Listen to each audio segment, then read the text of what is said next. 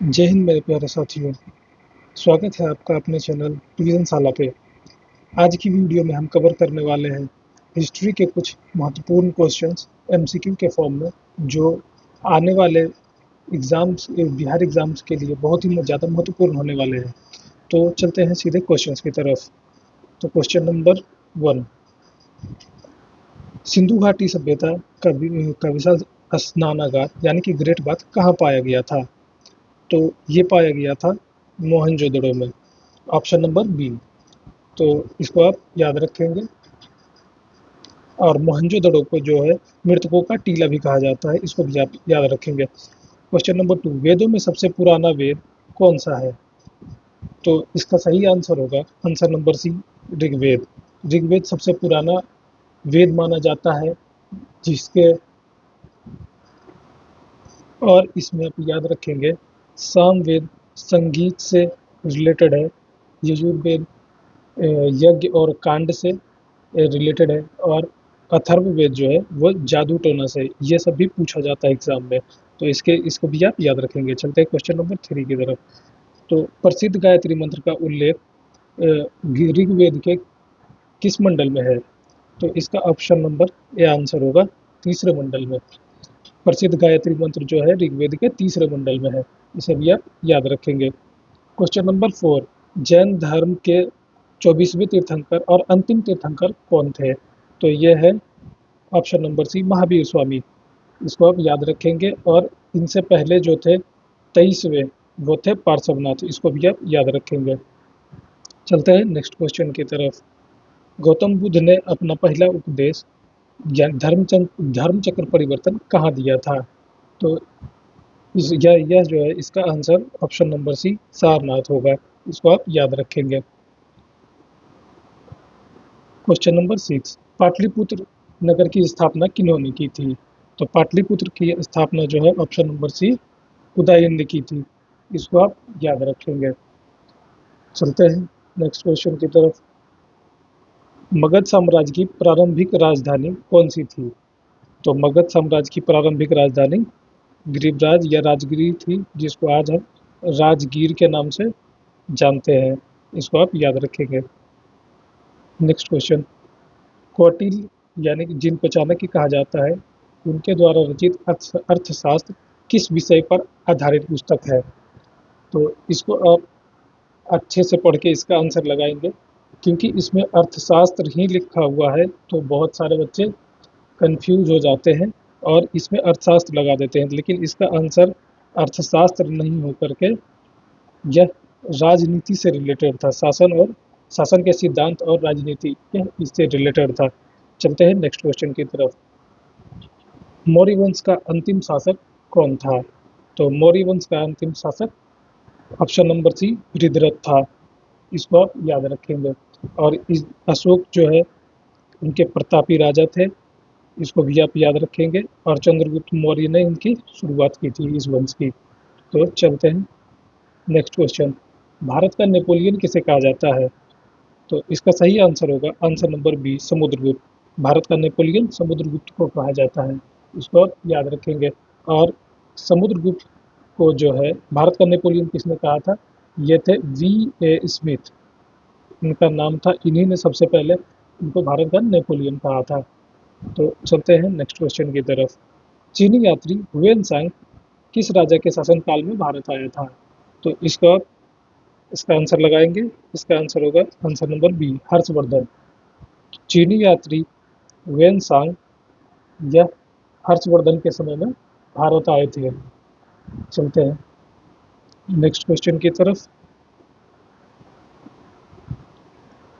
प्रसिद्ध संस्कृत व्याकरण का पिता किसे कहा जाता है? तो इसका आप आंसर लगाएंगे answer number B, Panini. Panini को ही संस्कृत व्याकरण का पिता कहा जाता है। इसको आप ध्यान रखेंगे। अब चलते हैं मेडावियल हिस्ट्री की तरफ। चलिए, तराइन का प्रथम युद्ध जो कि 1991 में लड़ा गया था, यह किन के बीच लड़ा गया था? इसका आंसर आप लगाएंगे।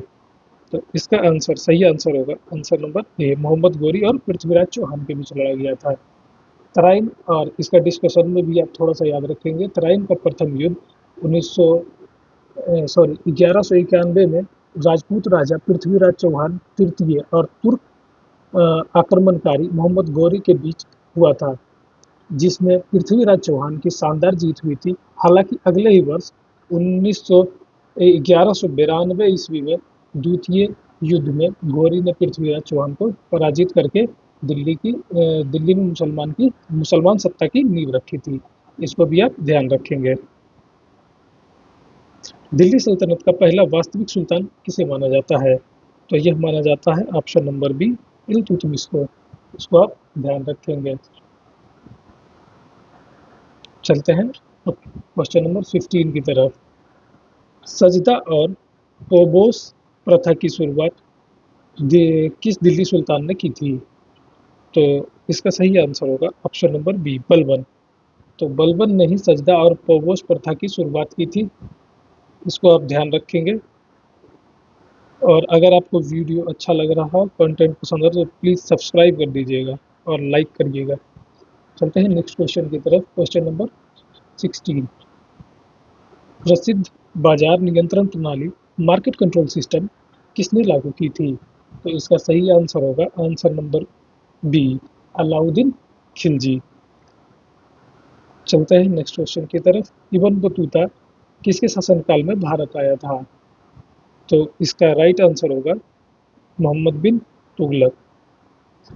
इब्न बतूता मोहम्मद बिन तुगलक के समय में आया था।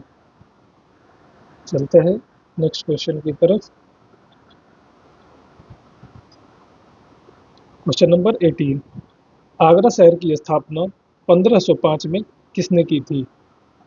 तो आगरा शहर की स्थापना सबसे पहले ये याद रखेंगे 1504 में हुई थी और इसको किया था option number B, Sikandar Lodi ने। इसको भी आप याद रखेंगे। चलते हैं नेक्स्ट क्वेश्चन की तरफ। पानीपत का प्रथम युद्ध 1526 में किसके बीच हुआ था? तो 1526 में प्रथम पानीपत का युद्ध हुआ था। इसको भी आप याद रखेंगे। और किसके किसके बीच में हुआ था? तो यह बाबर और इब्राहिम लोदी के बीच में हुआ था। इसको आप ध्यान में रखेंगे। Question number 20। शेरशाह सूरी का मकबरा कहाँ पर है? तो यह ऑप्शन नंबर सी, सासाराम में है, जो कि बिहार में है। इसको आप ध्यान रखेंगे। Question number 21। दीन ए इलाही नामक नया धर्म किसने शुरुआत किया था? तो दीन ए इलाही नामक धर्म अकबर ने शुरू किया था और सबसे पहले अपनाया इसको था बीरबल ने। इसको आप ध्यान रखेंगे। चलते हैं नेक्स्ट क्वेश्चन की तरफ। Question number 22। सिखों के पांचवें गुरु गुरु अर्जुन देव को फांसी की सजा किस मुगल शासक ने दी थी? तो इसका सही आंसर होगा ऑप्शन नंबर बी, जहांगीर ने। तो सिखों के पांचवें गुरु थे गुरु अर्जुन देव। इसको भी आप याद रखेंगे कि सिखों के पांचवें गुरु कौन थे? अर्जुन देव थे और इनको फांसी की सजा जहांगीर ने दी थी। चलते हैं नेक्स्ट क्वेश्चन की तरफ। जिंदा पीर मुगल शासक किस मुगल शासक को कहा जाता है? तो जिंदा पीर जो है वह औरंगजेब को कहा जाता है। ऑप्शन नंबर बी सही आंसर होगा इसका। नेक्स्ट क्वेश्चन की तरफ चलते हैं। विजयनगर साम्राज्य की स्थापना किन्होंने की थी? तो इसको आप याद रखेंगे। बहुत ज़्यादा यह क्वेश्चन रिपीट किया जाता है। तो यह है हरिहर और बुक्का। इसको आप याद रखेंगे। यह दोनों भाई थे, हरिहर और बुक्का।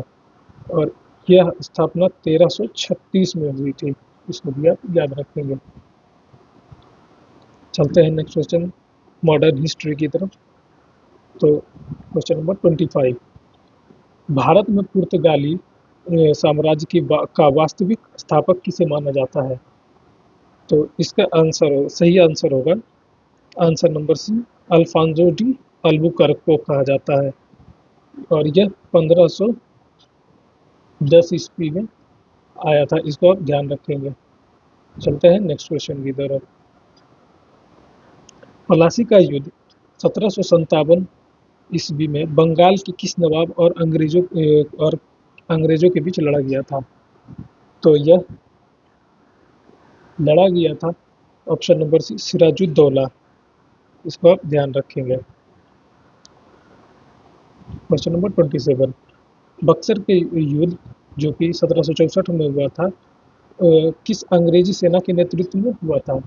तो इसको याद रखेंगे आप, option number B, Hector Munro. तो अंग्रेजों की तरफ से हेक्टर मुनरो ने नेतृत्व किया था, इसको आप ध्यान रखेंगे।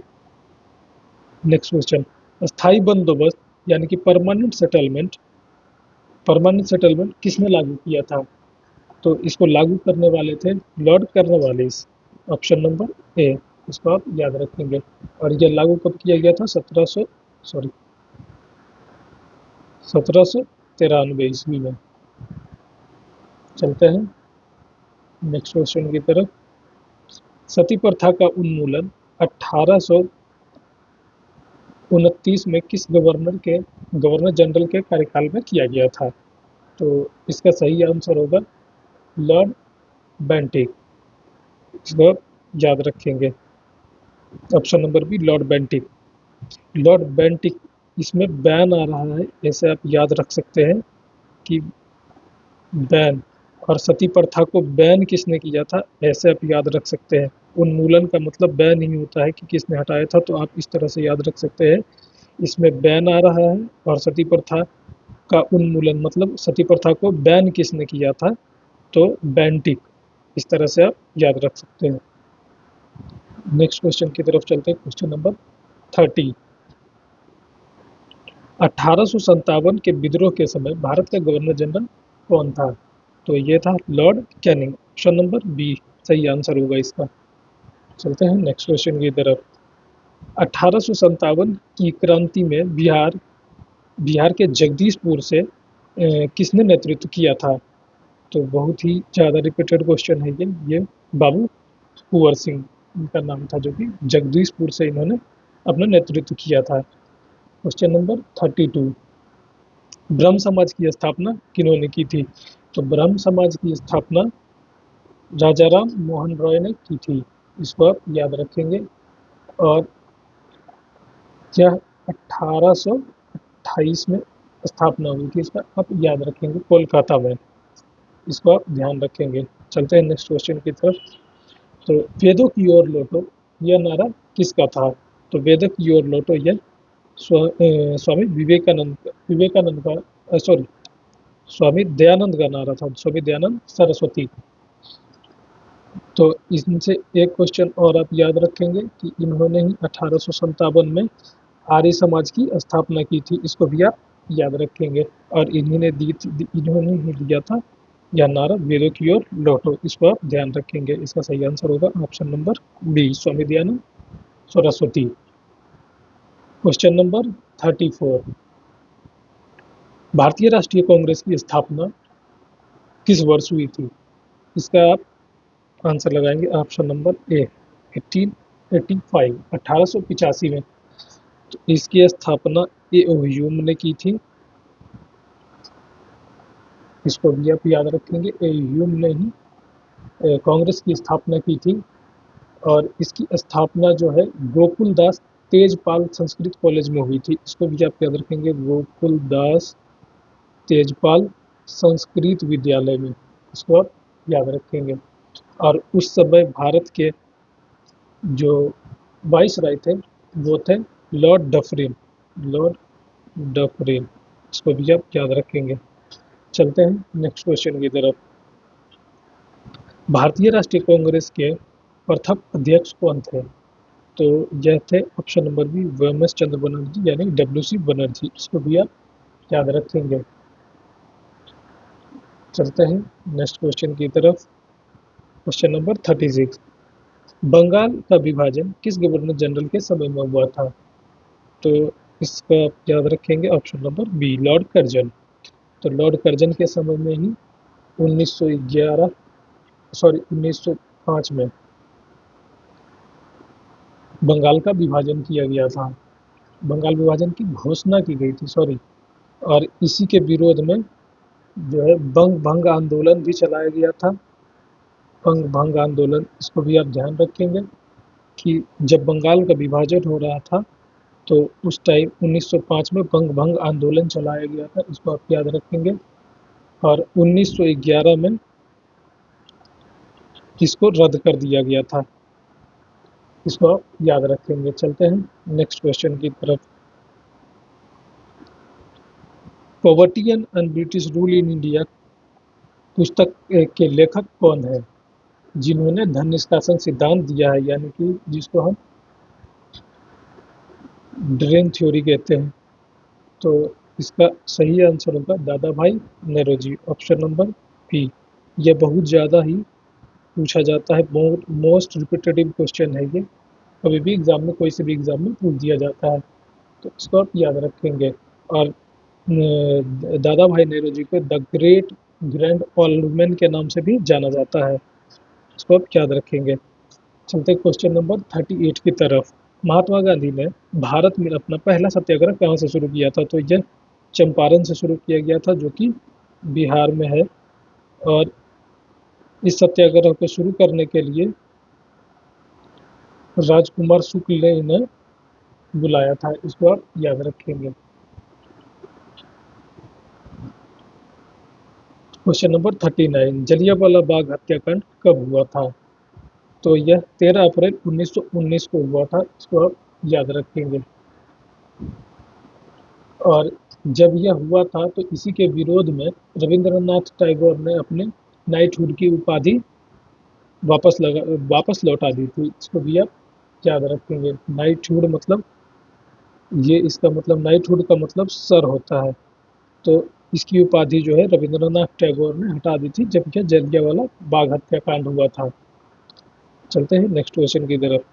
स्वराज मेरा जन्मसिद्ध अधिकार है और इसे मैं लेकर रहूंगा, यह किसका नारा था, तो यह बाल गंगाधर तिलक का नारा था, इसको आप याद रखेंगे।